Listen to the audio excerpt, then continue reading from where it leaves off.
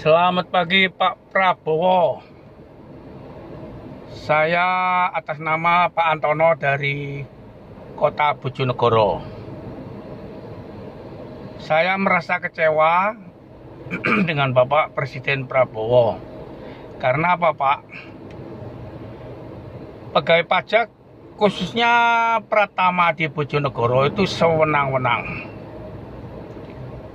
Asal ngitungnya, asal seenak udelnya itu Bapak. Juga saya meminta pada Pak Prabowo untuk menerjunkan timnya untuk datang ke Bojonegoro menyelidiki pegawai Pratama khususnya di Bojonegoro itu. Karena apa Pak? Kita orang kecil Pak ya. Kita dikuyo-kuyo dengan pemeriksa Pak. Bayangkan Pak ya, saya diperiksa. Saya dikenakan PPh, bukan PPN Pak. 300 juta. Saya bilang, ini tidak real dan ini hitungannya keliru Pak. Terus akhirnya dia pulang. Pulang itu 3 minggu kemudian datang. Menyodorkan surat dengan nominal tidak turun tambah naik Pak menjadi 7.185 juta. Saya heran, ini dulu sekolahnya matematikanya di mana kok diangkat menjadi pegawai pajak. Akhirnya saya bilang, Pak, saya enggak 300 juta aja nggak mampu kok 1 miliar lebih Pak. Terus dia bilang, gini aja Pak Antono, ini kita putihkan semua. Pak Antono cuma mengeluarkan biaya 680 jutaan Pak.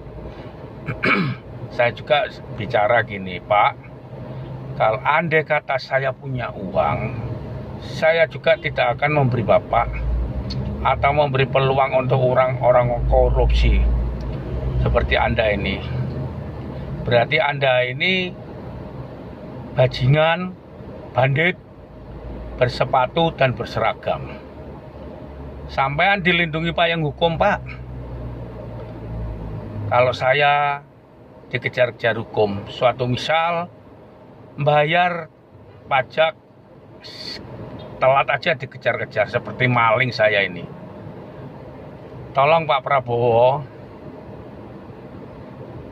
sesuai janji dan slogan Bapak sebelum dipilih menjadi presiden, Bapak bilang, bila mana rakyat Indonesia mempercayai saya menjadi presiden, korupsi-korupsi akan saya berantas semua.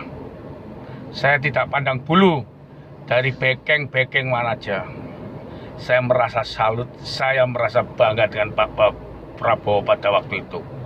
Tapi kenyataannya setelah Bapak menjabat bulan 10 sampai sekarang, gebrakan dari korupsi Pak Prabowo juga enggak berani menindak. Tolong Pak, jangan orang kecil tahu Pak yang ditekan dengan pajak-pajak itu Pak, oknum-oknum pajaknya Pak. Juga setelah itu Pak, ini bersambung lagi. Setelah saya bilang gitu, dia datang memberi surat tagihan lagi dengan nominal 10.400.000.000 rupiah. Lah ini apa, orang gila atau orang edan ini?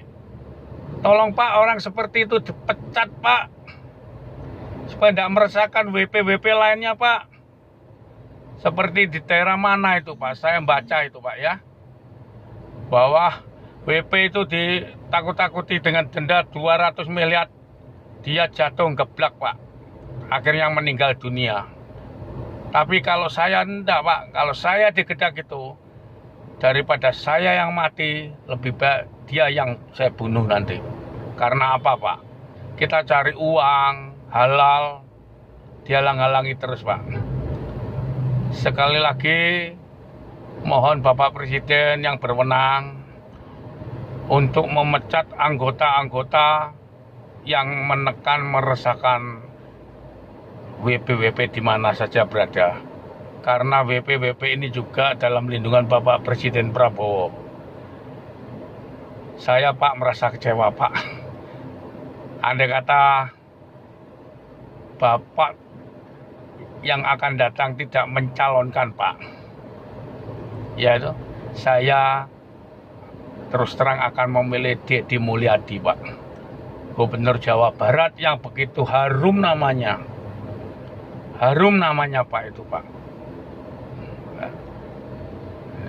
Yang saya sesalkan cuma itu Pak, janji-janji dan slogan Pak Prabowo tidak terpenuhi semuanya. Jangan Pak, uang-uang rakyat dihambur-hamburkan untuk membantu di Palestina, di mana aja berada. Kita nggak usah cari muka Pak, kita pandang rakyat sendiri yang dalam keadaan kelaparan, kekurangan.